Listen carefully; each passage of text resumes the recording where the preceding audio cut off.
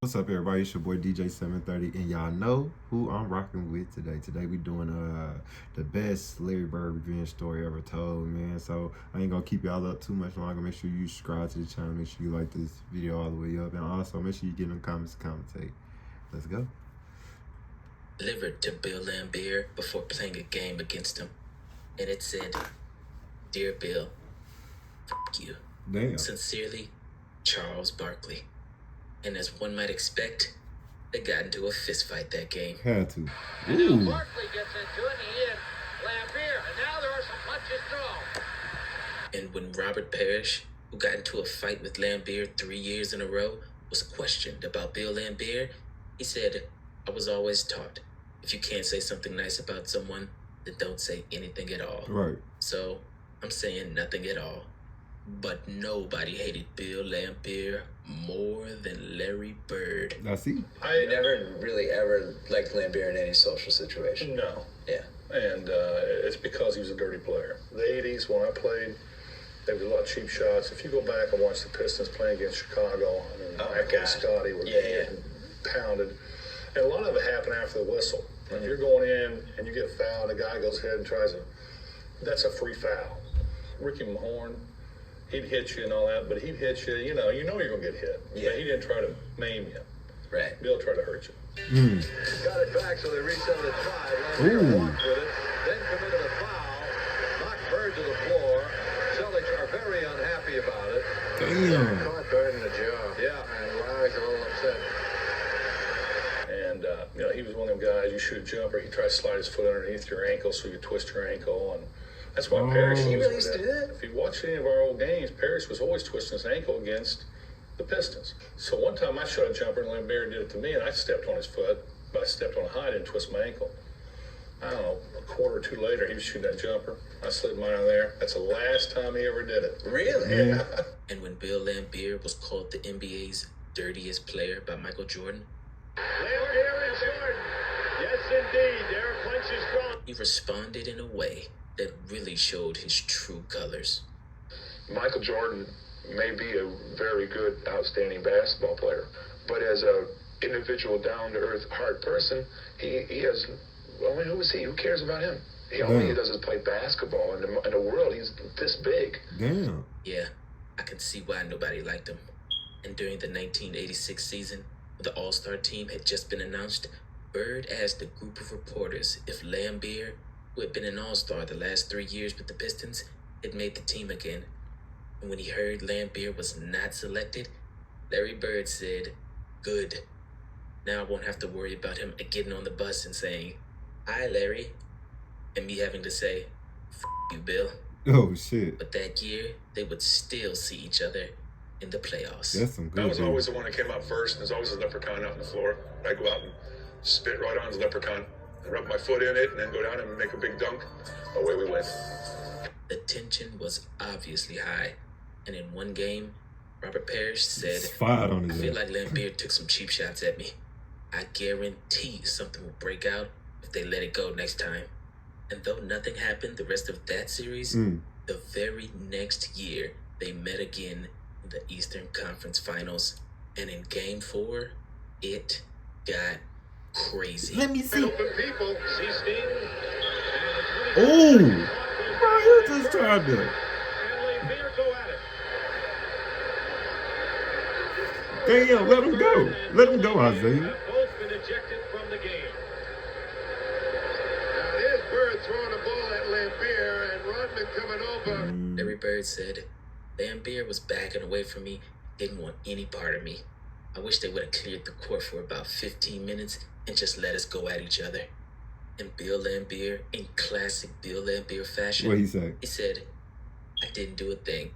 I tried to grab hold of him to break his fall, and Larry came up swinging. I was victimized." And Larry Bird responded, "Sure, he wasn't trying to hurt me. And I was trying to throw the ball at the referee. Bill's face just got in the way." When you play the same team 4, 5, 6, 7 times right in a row within a space of about 2 weeks, it's got to be bad temper. Our ball club, I always feel, Look at him. are retaliators, Oh. not instigators. And I think the other team, like Detroit, they are the instigators. And And in that next game, when Bill Laimbeer tried to come out and shake Larry Bird's hand, Larry looked at Bill and said, "Go f yourself. I always have respect for my opponents," Larry said.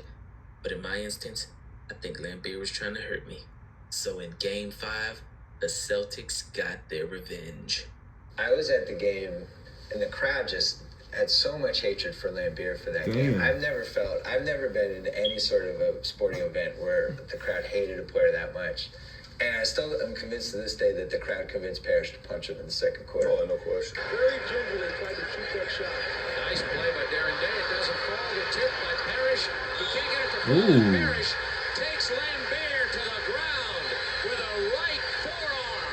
Well, they had said it was only a matter of time till somebody did this. Laimbeer. Look at him. Yeah, that's what you fucking get. He had it coming. Because you watch the replay, and it was like barely he did anything. It should have happened 2 plays before. The cameras just got the part where Robert got mad, say, but nobody saw Laimbeer's elbow that hit him in the neck, right by the Adam's apple. And all he did was react because people are sick and tired of this guy with the baby face, putting his hands up all the time. He used to be a part of the mob. Meanwhile, he'll sucker punch you, he'll do everything in the game. So as I said once before, it couldn't happen to a nicer guy. Yeah, I was kind of looking over my shoulder, Max. I thought I would get sucker punched, to be honest.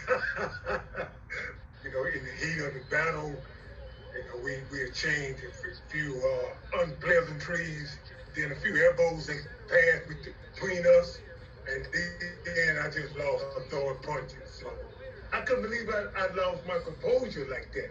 That was the first time ever. This play epitomized 80s basketball. Check it out. Okay. Because not only did this flurry of punches hit him result right in the joint. in no ejections and no technicals, Smack. but they didn't Smack. even call a foul. Smack. They just Smack. kept playing. Damn, Larry he Bird whooping. called it a good deed. But sometimes, in the words of the great Frank Sinatra, What do you say? the best revenge is massive success. Yeah. Because later on that game, Larry Bird made the greatest play of his entire career. We knew we had to win that game. Both teams knew that whoever won Game 5 was probably going to win the series. Casey had to play the starters almost the whole game. Yeah. And so our guys were just completely worn out. There's Bird off the screen from the corner. Hey. Basket by Larry Bird. That's a two-pointer. Detroit by 3 with a minute 13, and Bird has 36. The Celtics had been to the finals in 84, 85, 86, and now it's 87. We're all beat up. The guys that are playing are hurt. It was just guts. It was just a guts and pride. 3:41 to go in the game. Detroit leading by 2, and that man is playing on nothing but heart. He went out with an ankle injury that would keep most people out of the game, came back in, and now he's twisted it again. Now, the Boston moment, that was a heartbreaking moment. What was heartbreaking about that moment is I had made the game-winning shot. Everybody wants to beat the Pistons. Right now, Boston is first in line in that desire. They lead by 1, 27 seconds to go. But I was on Isaiah Thomas, and he went one-on-one against me at the top of the floor. I thought I played pretty good defense, and Isaiah didn't get in the paint, and he took a jump shot, a contested jump shot, and it went in. He hit that On the one. top of the floor against Seaston. 16 seconds. Seaston right in his face. Thomas with a very big bucket. We go to the timeout. We know Bird's going to get it either on the left side or the right side. And we got the play figured out. We sent him left. About 5 of us come over there to try to block the shot. There's Bird with the ball against Mahone. He'll take it to the hoop. You can bet. He's going to try to draw a foul. It's blocked. And Seaston hit it off of a Detroit player. No. Ball goes out of bounds. And I'll never forget, everything just went in slow motion. So I run over. We look at the bench. No timeout, nothing. So I run over and I grab the ball. Detroit should have called a timeout, Brian, because they had a timeout left. They could advance the ball down to the other end of the floor. There's a shot somewhere. There's a photo that I saw that Chuck Daly is standing by their bench with his hands up, calling timeout. Isaiah, I remember to this day, he's standing there like this to the referee. Give me the ball, give me the ball, give me the ball. So I grabbed the ball from the referee. Laimbeer's a good foul shooter. I never had taken the ball out. That wasn't my thing, right? I throw it up. Bird sneaks in. I didn't even see him. Bird was moving right when he was inbounding the pass. And when you look at it from a couple different film angles, I mean, he threw it right to him on the move. And I had my back to where he was stealing the ball. So when I turned around, I was probably more shocked than anybody in the whole stadium that Bird had the ball in his hands. And this is probably one of the most incredible plays that's ever happened against me and that probably I've ever witnessed. From an athletic standpoint, two people being in sync and just Bird just playing every second. And that's what the Celtics taught us, to play every second, not to play 47 and a half minutes, but to play a full 48. And he had a smirk on it. He knew the game was over, and he almost had a smile on his face when they gave him the ball, and he did not see Bird at all. But the thing I remember the most is that Joker. This is the out of bounds line. That Joker caught the ball, and in my mind, I'm like, okay, he going out of bounds. That dude did this like a ballerina, right? And if you go back and you watch the play, that dude is on his toes. The baseline is right up under his toes. And in my mind, he must have stood there for about 5 seconds because everything was going in slow motion in my mind, right? And it's like, damn, how you doing that? So that does. You be like, damn. And then DJ, out of nowhere, right? They are so in tune. They are so in sync. He catches the, Bird hits him. He catches the basketball, lay it up. Ooh. Y'all can't. Hey, that's greatness. I'm walking to the huddle, and as I come back out of the huddle, right, we try to take the ball out of bounds or whatever. Larry walks by and he goes, wow, winks at me, right? I'm like, The Celtics won that series in 7 games. Yeah. And when Bill Laimbeer tried to shake Larry Bird's hand again, Larry just ignored it and walked straight through it. Larry Bird said, I don't like Bill Laimbeer. Why should I shake his hand?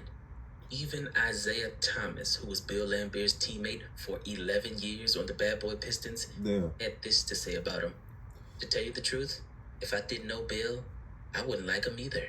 And when the Celtics retired Larry Bird's jersey in 1993, that hatred was still there. Damn.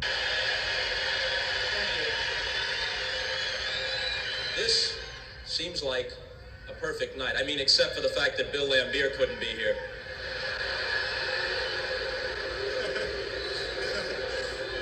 What would you tell him if he was? We would probably hang him up with my number. Because back in the day, the animosity was not for show. When they hated each other, they really hated each other. That's crazy. And it didn't stop when they retired. They were enemies for life. I hate Larry Bird, but I respect the hell out of that man. I respect Isaiah Thomas's talent, no matter how much I hate him. I respect his game. But Bill Laimbeer's hate was on another level because he didn't respect anybody, not even his own teammates. In his last Detroit Pistons practice before he retired, Laimbeer elbowed the star player Isaiah Thomas and broke his rib. And when Isaiah Thomas got angry, Laimbeer elbowed him again. Bill Laimbeer once said, I don't fight, I agitate, then walk away. But this time, Isaiah Thomas didn't let him walk away, because in retaliation, Isaiah Thomas punched Bill Laimbeer in the head, breaking his own hand, resulting in Isaiah being sidelined for 8 weeks. Like I said, I can see why nobody liked him. I don't give an inch at all on the court. I don't give anybody any respect. I think that's the major problem with a lot of other players is I don't respect their game. If they happen to get in the way, well, that's not my fault. That's their fault. I make no apologies for my game throughout my career. Whatever the general public thinks about my style of play, I really could care less. He's standing on business, though. You left the bad blood on the court for the most part, but not with Laimbeer. I never really ever liked Lambier in any social situation. No. Yeah. And it's because he was a dirty player. Larry Bird's sitting next to you right now. Would you talk to him? Would you have a conversation with him? What would you say? I'd probably go to a different table. Carrying this boat was a total no-brainer. Like I said, man, it's your boy DJ 730, and we just got done doing goddamn Larry Bird. The best Larry Bird revenge story, man. That's kind of crazy. I'll tell you, I got a whole channel with who Bird beefing with, so I'm gonna be dropping them every day, and they kind of long. So you feel me? Make sure y'all watch the video all the way through, because this shit is crazy. And I wasn't even born back then. I wasn't born until '94. So old information to a new pup like me, it's kind of exciting. It's intriguing. You feel what I'm saying? So like I said, man, make sure y'all subscribe to the channel. Make sure y'all get in the comments, and also subscribe to the channel. It's your boy DJ 730. I'm out.